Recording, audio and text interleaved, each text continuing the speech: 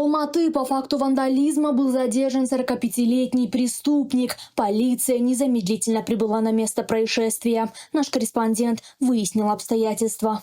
Настоящий ишак, тупой баран, дебил. Был задержан неадекватный человек. По видеозаписям зафиксировано его преступление. На данный момент возбуждено уголовное дело по статье вандализм или мелкое хулиганство. В ближайшее время начнутся следственные действия.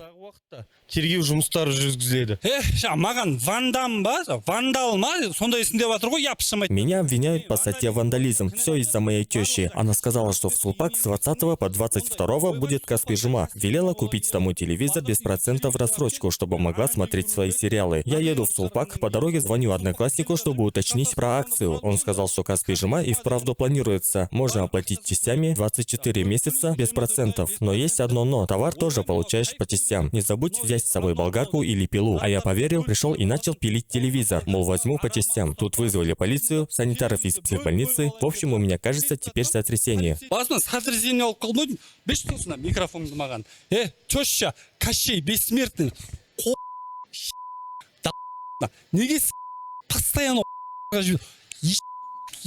Белла Блэк Айд Писова, Мария Шарап-Тушаров-Шарапова. Телеканал ПТК.